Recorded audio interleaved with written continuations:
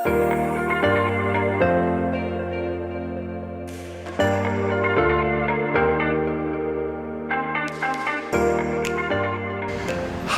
my name is Robin Wong and I have here the original Olympus OMD E-M1 from 2013.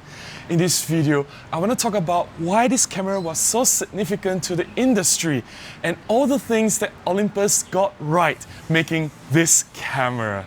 Let's do this. The Olympus E-M1 was the second OMD camera from Olympus. It was released just about 1 year after the first OMD camera, the E-M5.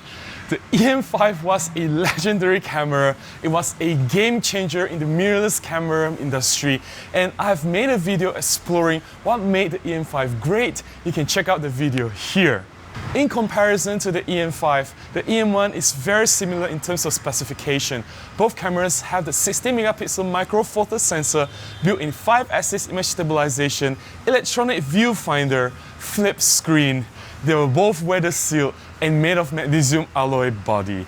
However, those who have used the E-M1 and E-M5 extensively will admit that the E-M1 is a more refined camera. It is improved in all aspects in comparison to the E-M5, and it is truly a camera made for professional photographers.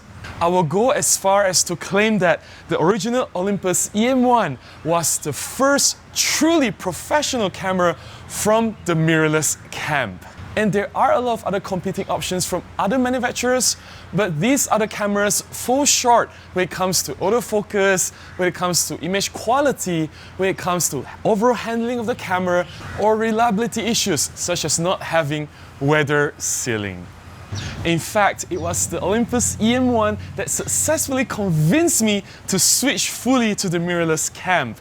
Before the E-M1, I was using Olympus E5 and E520, both for DSLRs, and I've been shooting with these two DSLR cameras for years, taking photography assignments as well as for my own personal shoots.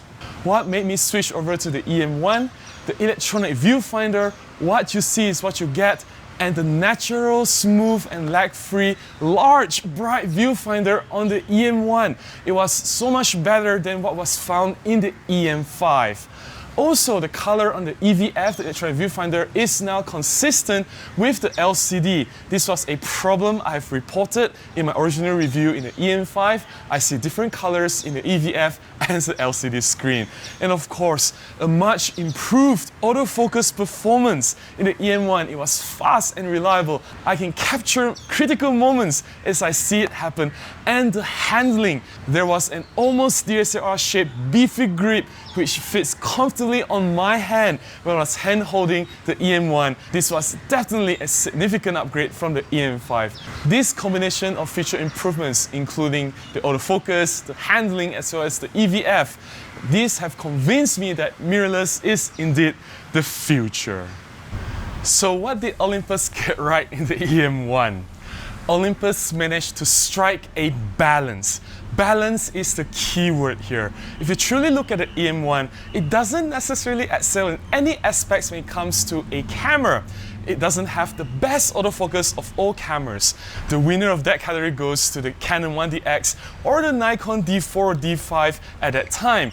These are cameras that's designed to shoot sports and wildlife, and they have superior continuous autofocus and tracking capabilities. And if you look at the E-M1, it doesn't have the highest megapixel count as well. Having a micro four thirds size image sensor, the camera definitely doesn't excel when it comes to low light shooting, and the dynamic range is definitely nothing to shout about if we compare to, say, a full frame DSLR. Where does this leave the Olympus E-M1? Why was it so popular and why was it so successful? Well, Olympus managed to strike a balance. They successfully created a camera that performs well generally, although not the best at any particular aspect. But if you look at every single aspect of the Olympus E-M1, it does really well. The autofocus is fast and accurate. The image quality was really good. It was coming really close to the APS-C size DSLRs at that time. Also, the construction of the camera was really robust. It was made from magnesium alloy body.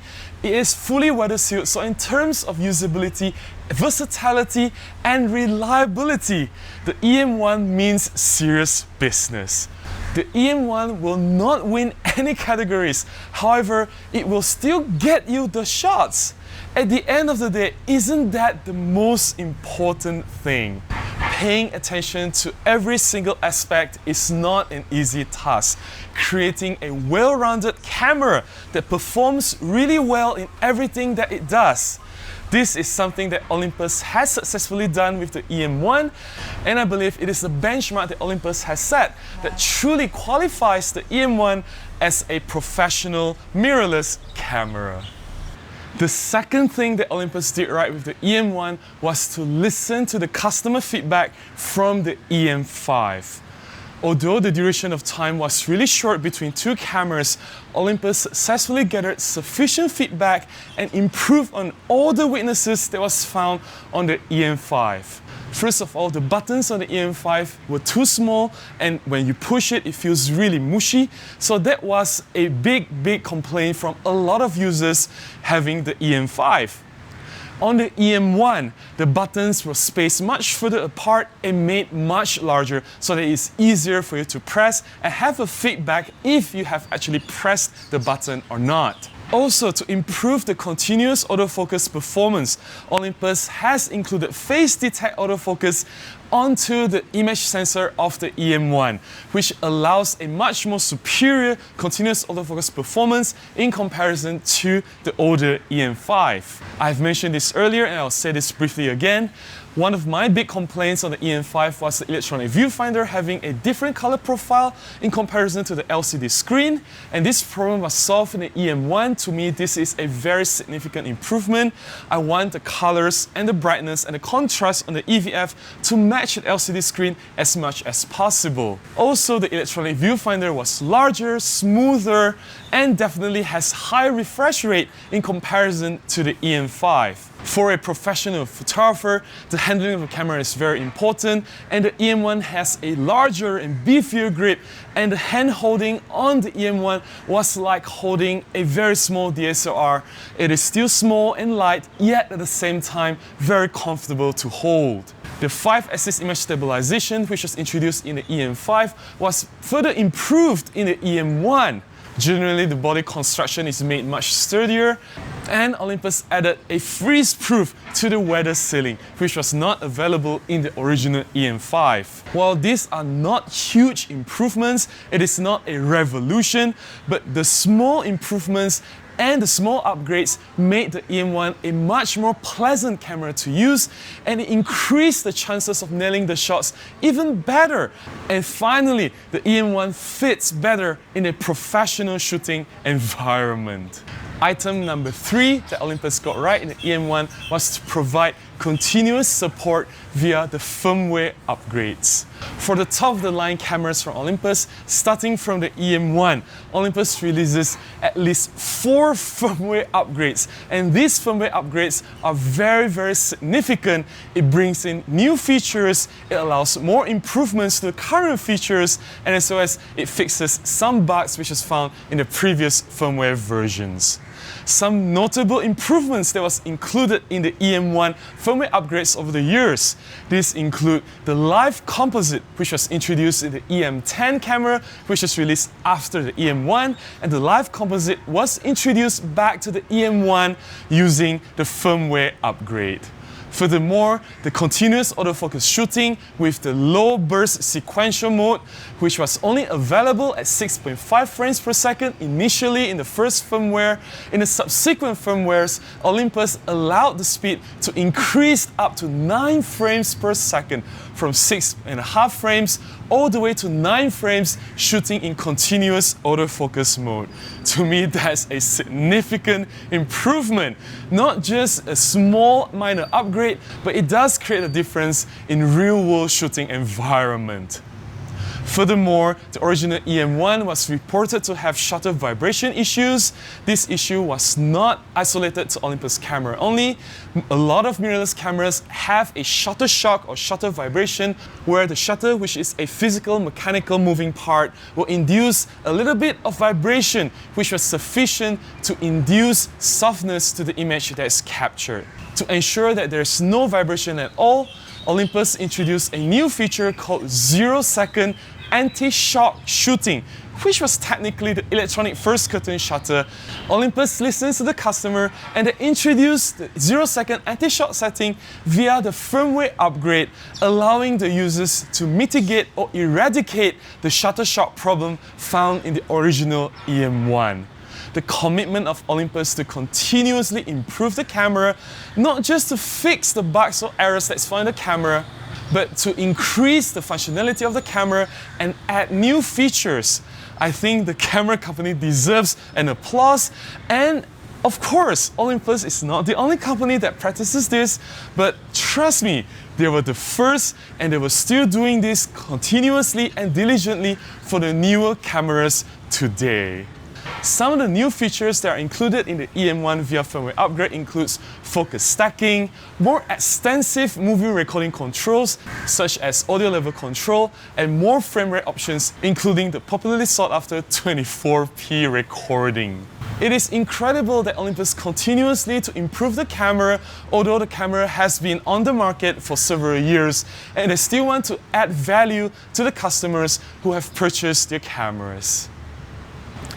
And finally, the fourth item that Olympus got right was to introduce the 12-40 Pro lens. I've made a video very recently discussing why the Olympus 12-40 Pro was such an amazing standard Pro lens from Olympus. You can check out the video here if you have not. I will not repeat the points here, but generally with the introduction of the E-M1 into the market, Olympus paired the camera with the 12-40 Pro lens combo. Having a matching Pro lens is extremely important. Now we have a truly remarkable, professional, capable camera, matching it with a sharp, compact, weather-sealed, fast, 12-40 versatile standard zoom lens. This has indeed made the camera a truly great weapon for any professional photographer. Of course, the Olympus 12-40 Pro was just the beginning. The lens was the first of many Pro lenses to come. Ever since then, Olympus has made the 7-14 f2.8 ultra wide angle, the venerable 40-150 f2.8 Pro, and then there were the plethora of the f1.2 Pro Prime lenses. All these lenses have amazing construction, the optics are superior, images come out really sharp, and there is just very little to complain about the Pro lenses. What is the point of having a Pro camera if you don't have matching Pro lenses? And the release of the 12-40 Pro was a promise that Olympus will commit to the system, and so far Olympus has kept their promises. I personally have been shooting with the E-M1 and the 12-40 combo for many years before I upgraded to the E-M1 Mark II. And throughout these many years of shooting with this combo, I have done a lot of photography jobs, and even for my own shutter therapy sessions, I have gathered many shots that I'm extremely happy with. I personally think that Olympus got a lot of things right with the Olympus E-M1. Do not get me wrong, I'm not saying that the E-M1 was a perfect camera. In fact, if I were to use the E-M1 today for any professional jobs, if I were to use it for my commercial shoots, I will still shoot with it confidently, with no hesitation, and I know that I can still deliver satisfactory shots to my clients.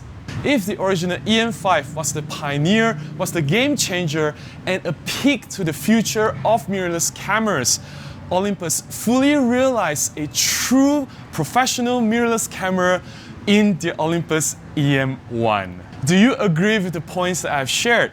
Have you used the Olympus E-M1 before with the Pro lenses? Share your experience using Olympus E-M1 in the comments below. I would definitely love to hear from you. I still keep my original E-M1 as a backup camera for my commercial shoots, and sometimes I still bring out the E-M1 for my shutter therapy sessions. If you have enjoyed watching this video, please give me a thumbs up. Please consider subscribing to this channel, and I will definitely see you again in the next one. Until then, please remember to go out and take more photographs. Bye-bye.